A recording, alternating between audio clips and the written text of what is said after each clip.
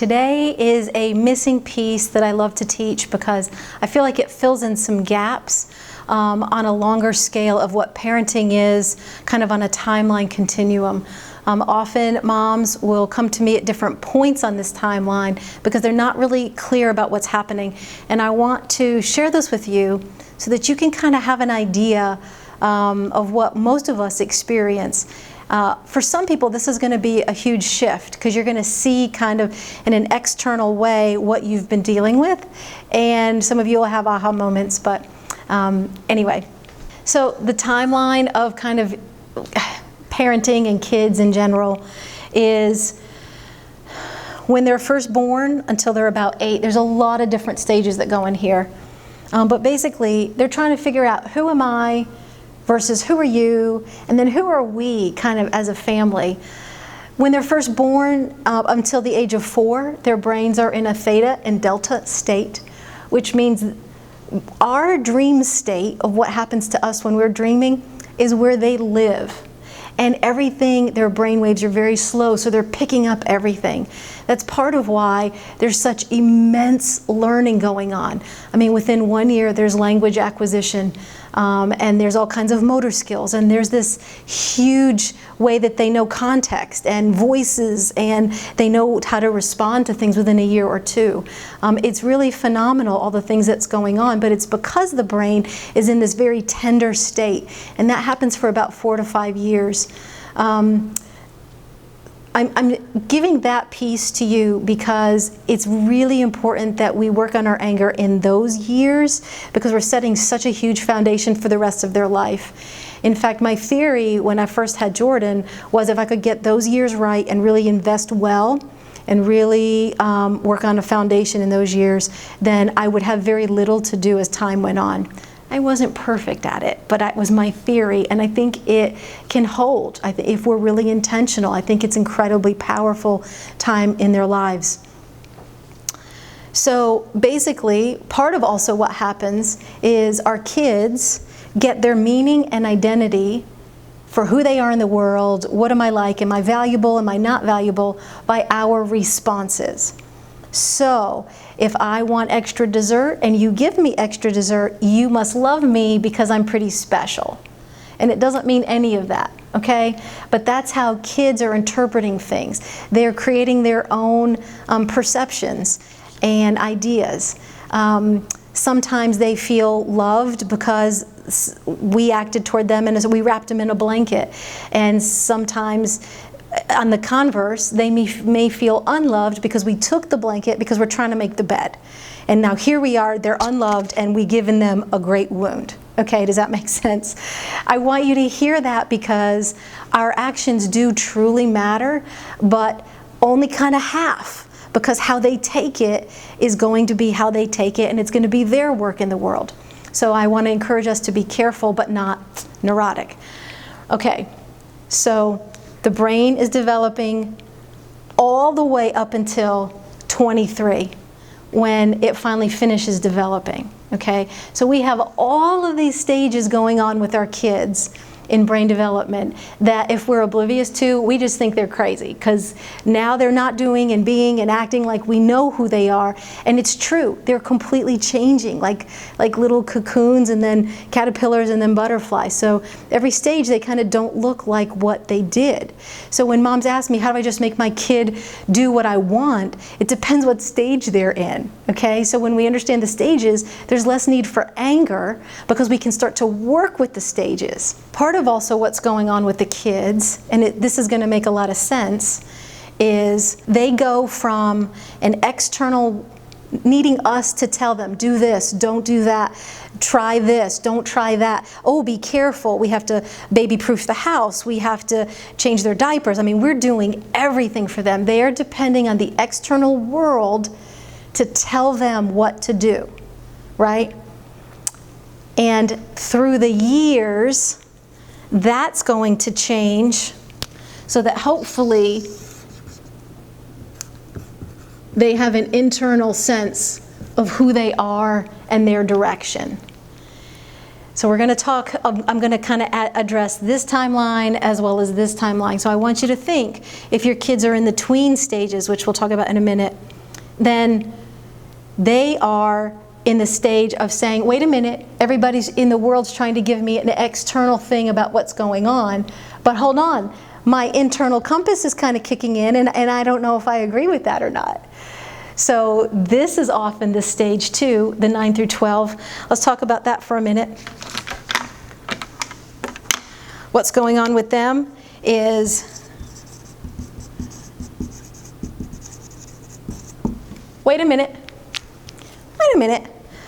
I have done pretty much what you wanted, and we've had to learn this whole family thing, and now we hit 8, usually for girls it's 8 or 9, and boys 9 or 10 to get into the tween years, and now they're saying, hold on, I have an opinion, I want this, I don't want that, I don't like this, and you can punish me all you want, but I don't care because I still want this thing. So they are having their own identities are starting to come in. And it's this really odd junior high, middle zone right before the teen years where they're just saying, I like this and I don't like that. And this is for a lot of moms where we're struggling to figure out, wow, how much do we tell them and how much is internal that they can navigate on their own?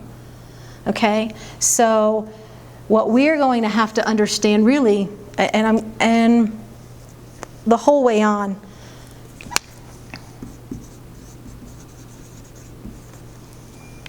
is how much control we have when we're pregnant. We have all control. And then when they're 0 to 4, we have a lot of control about what they wear, what they look like, everything. And then 5 to 8, we're kind of losing control a little, and we're hoping our influence holds. And from there on, it's going to be, we're not going to have so much external control, and it's going to be more influence by our actions, by our modeling, by giving them, hey, this is the rules of the house, and here's the consequences that are going to happen. We'll talk a little bit about parenting later, but I want you to understand one layer that I always feel gets so missed when we talk, how do I make my kids do what I want to do? Well, let's understand where the kids are first, and then we'll figure out how to work with that stage. So if they're in the tween years, their brains are really in the zone of trying to grow. There's all of everything that they've been soaking in and learning is now being put into practice. So it's exploding in a different way, which is why they're really creative and coming up with crazy things that you never thought of, because all those things have been sitting in there, and now there's kind of this what's going on and what's happening, and they're using everything they've learned to create themselves. It's pretty amazing. Then we hit the teen years, and every stage that we have up until the teen years, the brain's doing different things, but in the teen years, we have what's the biggest thing that I need you to know about is called differentiation.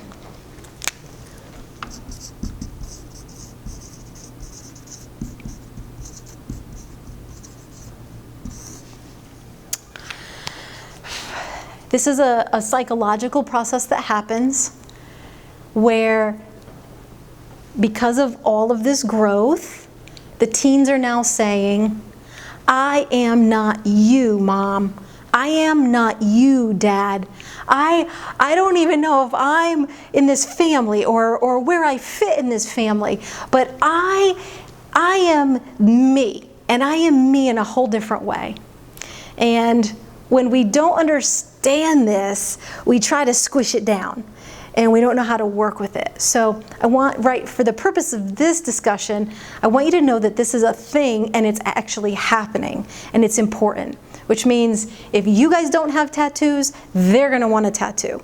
If you only have one piercing, they're gonna want big holes called gauges in their ears. If you want how you wanna live your life, or you're going to church, or you're going to a particular faith practice, they don't want to. they are trying to pull apart from you in very small ways over time, so that when they are 18, 19, 20, they can leave the house. Everybody's ready for them to leave the house because they've been taking on their identity over time. I'm going to throw in another thing that often is a big deal for parents to understand, is that during the teen years,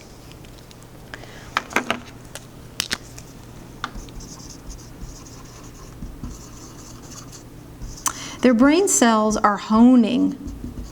They're honing down and sloughing off, which means use it or lose it.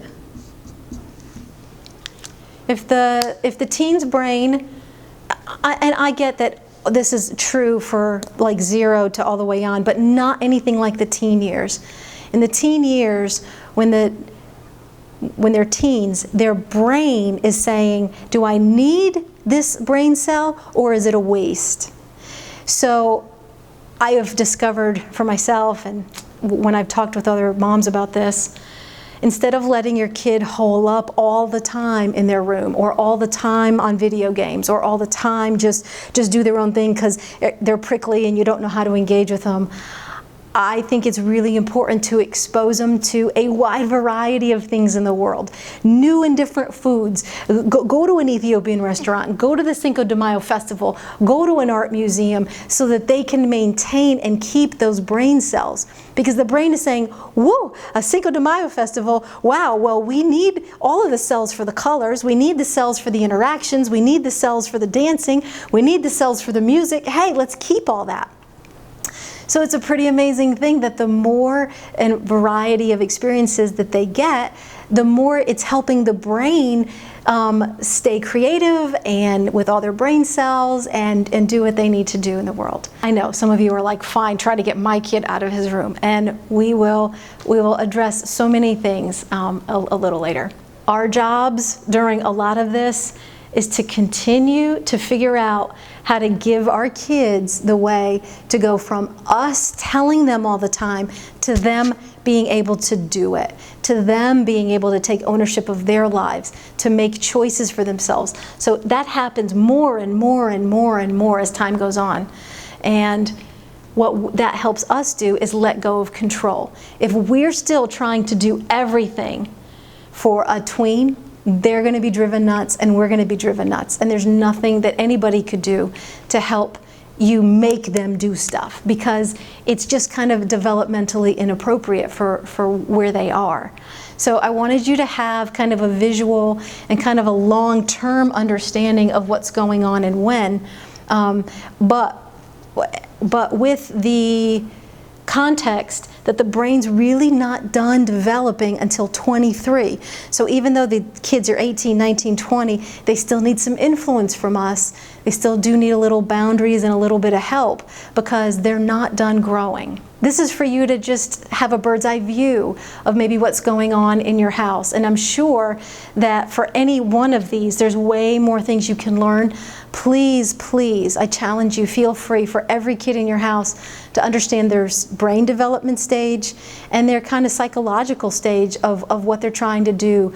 It will be well worth like 10, 15 minutes per kid to figure out where they are and what's going on for them. It may clear up half of your parenting issues.